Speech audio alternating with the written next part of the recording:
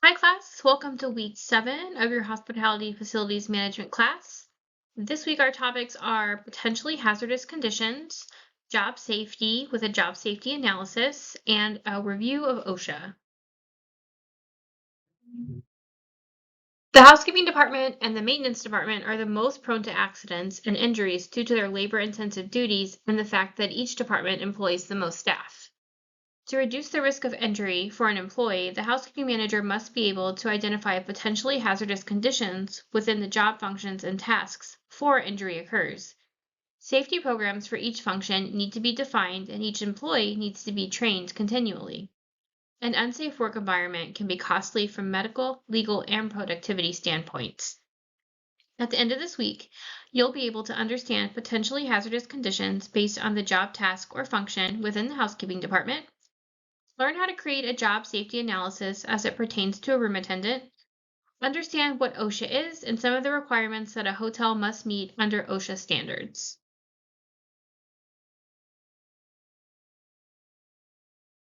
The best way to avoid a hazardous condition is to identify the potentially hazardous condition before it becomes one. This includes hazardous conditions that can impact employees, guests, and the hotel. It will be the responsibility of the managers in all departments of the hotel to recognize potential hazards and to take appropriate corrective action to avoid anyone getting injured. To contribute to a safe, accident-free work environment, these 3 rules of thought should be followed. Take adequate time. No role in the hotel or in the housekeeping department is so urgent that it needs to be done unsafely. Correct unsafe conditions immediately. If an employee spots an unsafe condition or suspects a condition that could become unsafe, they should take action to correct the unsafe conditions. If they're unable to do so, they'll need to inform a manager so they can take the corrective action. And finally, do it safely the first time. The best way to prevent accidents is to perform your assigned job duties safely and by the standard operating procedures developed. This means not taking shortcuts just to get something done quickly.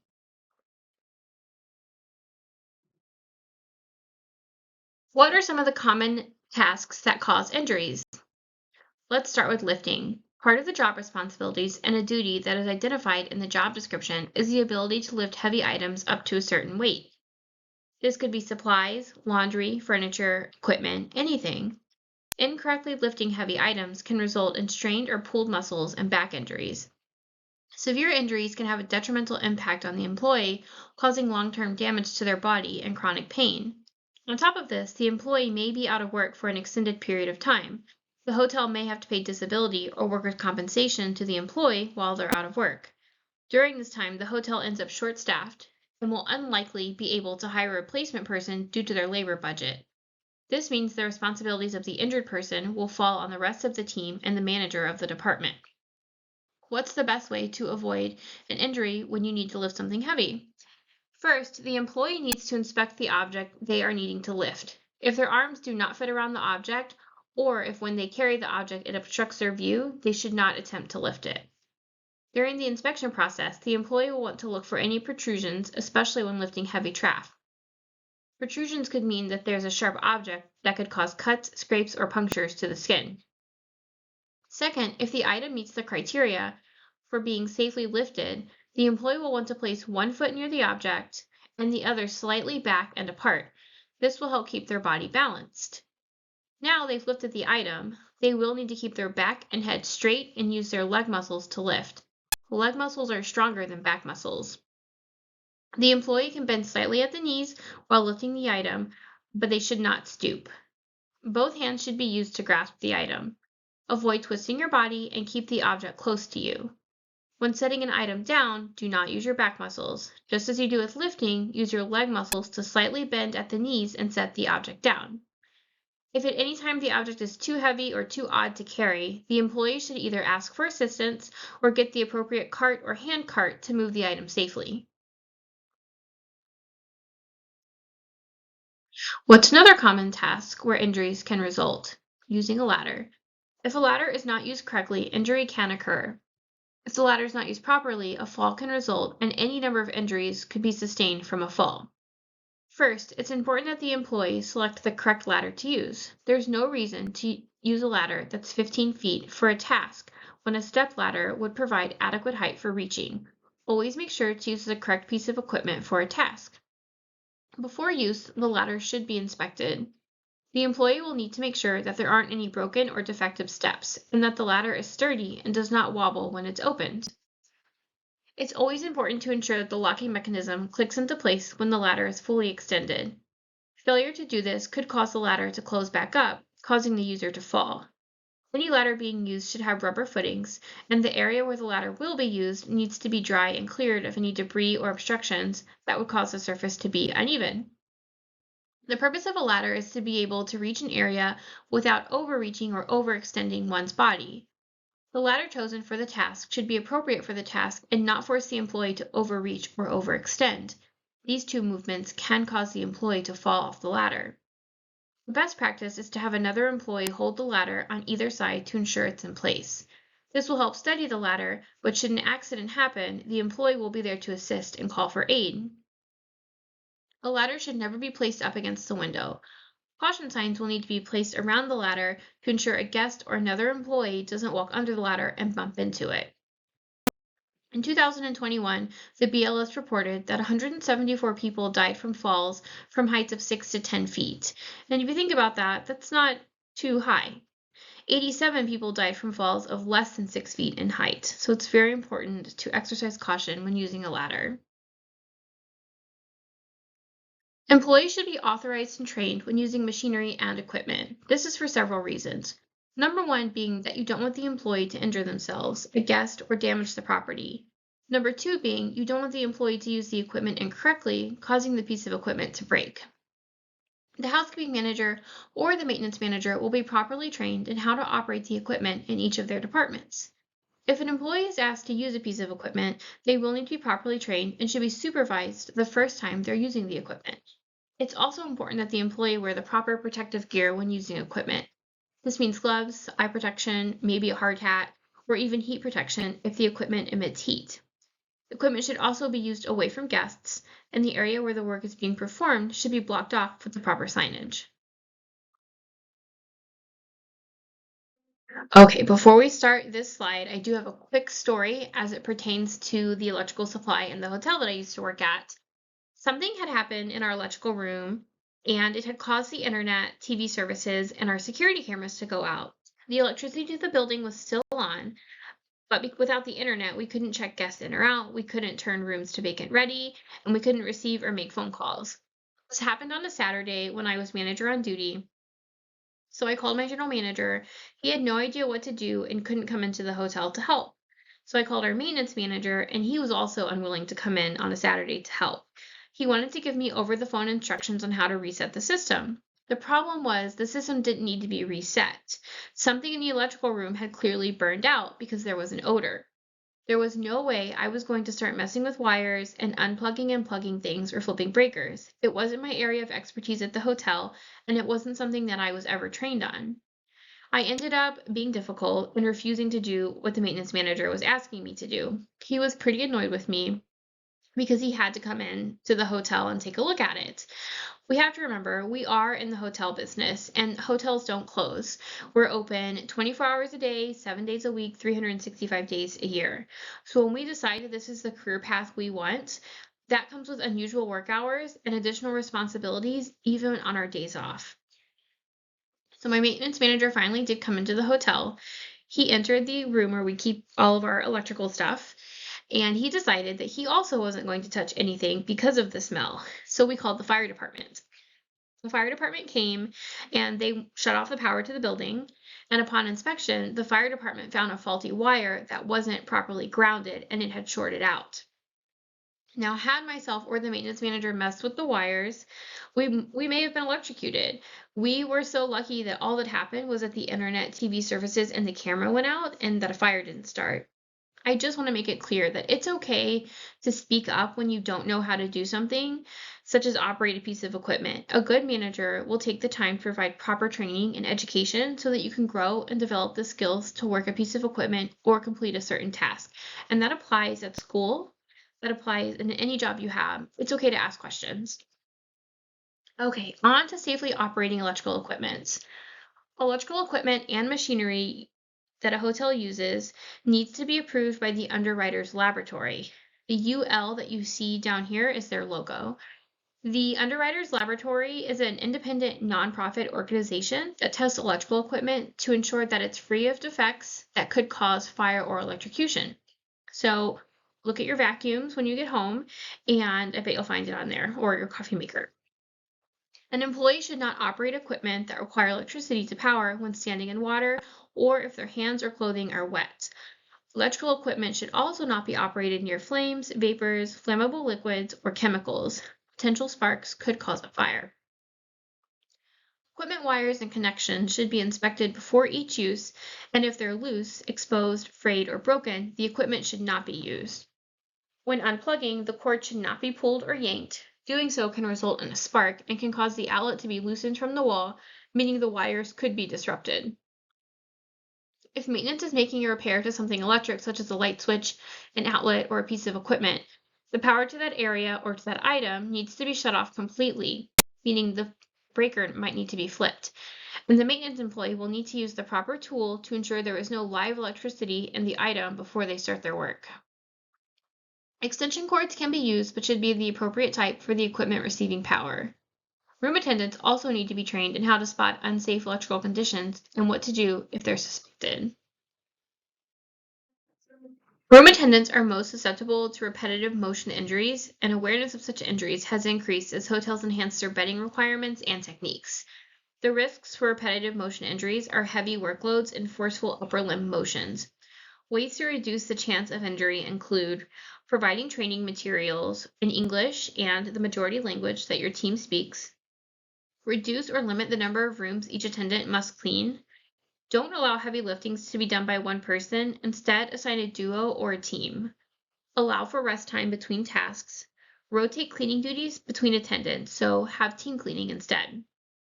Provide appropriate equipment that's lighter, allows for extension, is adjustable, and can be self-propelled. And of course, training on the proper SOPs to complete the tasks safely.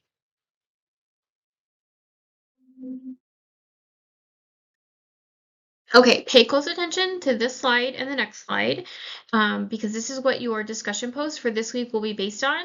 So I've done an example for your post, and so you will do the same thing, but with a different task. For your assignment or for your discussion post this week, you cannot use vacuuming since I've done it for you. You'll have to choose another job function. You can use any sources that you want, and I'll go into more detail about the assignments at the end of the presentation. So what is a job safety analysis? Well, for each task that an employee of the housekeeping department will need to perform, there should be a corresponding communication piece that details the appropriate and safe way to complete that task. This can be in the form of videos that are required or a training manual that each employee has access to. Now, videos are helpful. They're much harder to update, whereas a training manual can be updated and reprinted annually or as needed. The housekeeping manager can provide the proper training on equipment use and the proper way to perform tasks. Or they can delegate. Remember, delegation is a management technique. They can delegate those training responsibilities to their housekeeping supervisor or their most senior and trusted room attendant. My hotel, I was the only housekeeping manager, but Laura was my most trusted and senior room attendant. She took over my duties on my days off. She also trained any new room attendants, and I would even have her sit in on the interviews and get her feedback on the potential new hire. While she wasn't able to have a title that represented her responsibilities, she was able to receive a pay differential when she was scheduled additional training and coverage duties. Before communication is put together, the housekeeping manager will need to create a job safety analysis. For your assignment this week, you'll be creating a job safety analysis. You can use the information you've learned in this presentation. Also, be sure to reference your book and review the safety and security chapter as an additional resource, and you can always use outside resources too. So what is the job safety analysis? It's a detailed report that lists every job function performed by all employees within the housekeeping department. This report will provide the basis for analyzing the potential hazards for each position and task. Like so, once it's been determined, the potentially hazardous conditions can be identified with corresponding prevention information or safety tips. For example, a task that a room attendant must complete is vacuuming. Let's take a look at this slide to get an idea of how to detail the steps for a task and how to provide safety tips for that task. So what's our job function? It's vacuuming. What are the steps to vacuuming, or how is the task performed? So it's vacuuming. It's not hard, so it's pretty basic. First, you check your vacuum for safety. Plug your vacuum in, turn your vacuum on, vacuum all the areas. When you're done, unplug the vacuum, wind the cord up, and put it back on your housekeeping cart. Simple enough, right? Okay, so now we're going to take each step and provide the safety measures that should be taken to ensure the vacuum is safe to use and used safely to avoid any injury to the room attendant. Okay, so here is where we are going to put in a safety measure.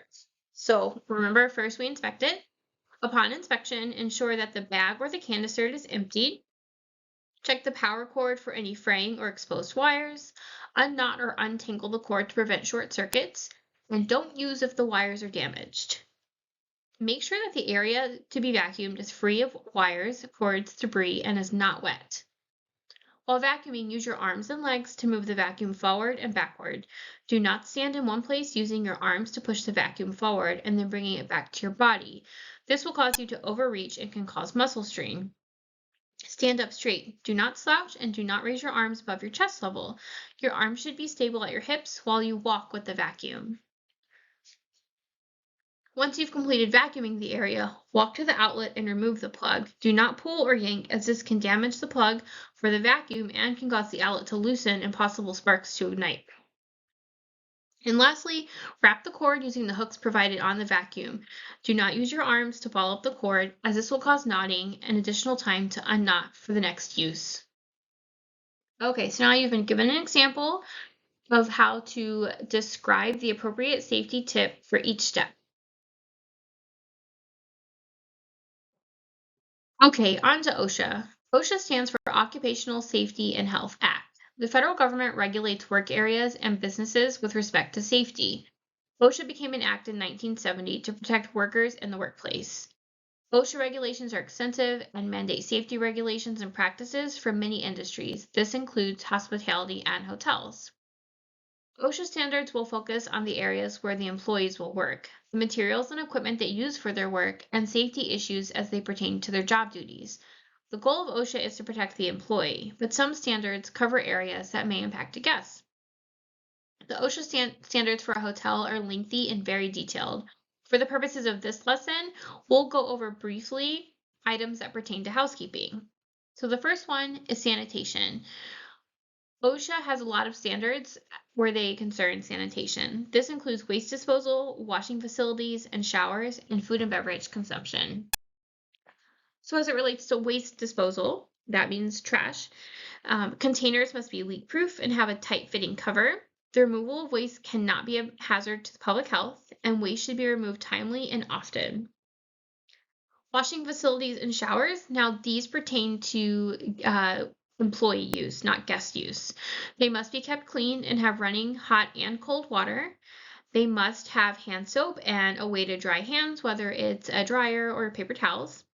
And there must be an appropriate number of toilets based on the number of employees and the gender of those employees.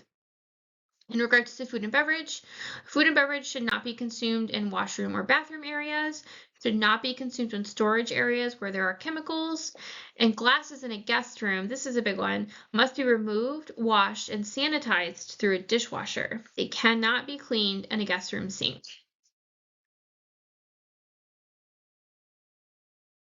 OSHA requires specific signs for safety purposes. 3 different signs are needed for the housekeeping department. They're the danger sign, the caution sign, and the safety instruction sign. I'm sure you've all seen these before.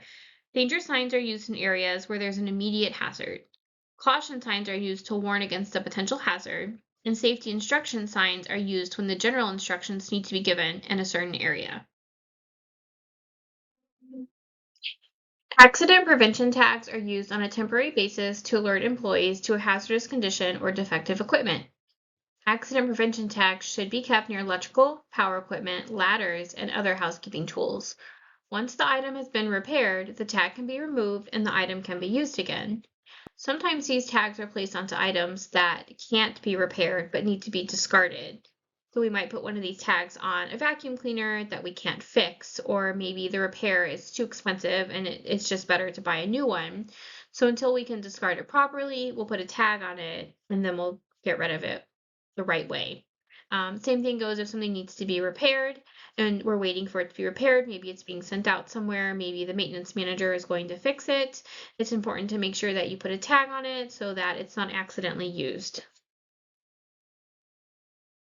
To protect employees from the risk of infectious disease, OSHA requires that employers follow the bloodborne pathogen standards. OSHA requires a guide specifying what must be done in a fill-in-the-blank outline, which each hotel can take and make their own. For example, what must be done if blood is found in a guest room? Like so, the hotel will also need to implement an exposure control plan, or ECP, specific to their hotel. In the plan, the hotel will have to establish who is responsible for the implementation and administration of the ECP. The hotel will have to determine the potential for blood or other infectious disease exposure for each position in the hotel. The hotel will need to develop a plan to control exposure. This includes what to do if XYZ is found or happens, and how the employee will be treated if they are exposed. Some example of potential exposure can be blood found on sheets, or what to do if hypodermic needles are found in a guest room. A hazard communication standard is a rule that requires employers to provide training on the safe use of chemicals that they may use within their job duties. Compliance is mandatory and includes 5 steps. Number 1, read the standard as provided by OSHA. Number 2, list the hazardous chemicals kept on property. Make sure an inventory is completed to identify all chemicals and that the list is updated as needed. Next, obtain MSDS sheets. MSDS stands for Material Safety Data Sheets. The MSDS lists the hazardous ingredients of a product, its physical and chemical characteristics, such as flammability or explosive properties, its effect on human health, the chemicals with which it can adversarially react, handling precautions, the type of measures that can be used to control exposure, emergency and first aid procedures, and methods to contain a spill. When new regulatory information such as exposure limits or new health effects information become available, the MSDS must be updated to reflect it. These are typically kept in a binder and should be stored in the laundry room or someplace where any employee can access them at any time. A restaurant will have the same setup in their kitchen. Next, all chemical containers should be appropriately labeled, which we talked about earlier. And last, develop a hazard communication program that explains MSDS information and labeling protocols to employees and informs them about the hazards and protective measures. For this week's assignment, you are going to create a job safety analysis that's specific to a housekeeping attendant. So you'll pick 3 job functions or 3 tasks that a housekeeping attendant performs within their normal day-to-day duties. So for the example, in this presentation, I used vacuuming. How is a job, function, or task performed? You're going to need to list each step as if you're telling someone how to complete it for the first time. So just like I described how you vacuum, that's what you'll do. After you've provided the steps, you will then provide the safety measures that should be taken for each step to ensure the function or task can be performed safely without injury to the employee. Then you'll respond to 2 classmates, identify any other potential hazards that could occur based on what your classmate identified, and provide at least 1 step they can take to prevent injuries. You can't use vacuuming because I've already done that one, but you can use any other task or job function that a housekeeping attendant, housekeeper, room attendant would perform in their daily job responsibilities. You don't need this to be in any type of format, no APA format. It is a discussion post. So if you do use an outside source, which you can definitely do, you can use this assignment, you can use your book, you can use the internet. If you use an outside source though, you need to cite it and put in a reference at the bottom of your post. And remember, I showed you how to do references in Word. So if you type out your post in Word first, you can put in your reference and then copy and paste that into Blackboard. But make sure you're citing properly. That's really important. If you have any questions, please give me an email. I hope you have fun with this assignment. And of course, as always, I hope you all have a great week. And I look forward to your discussion posts this week, and let me know if you need anything.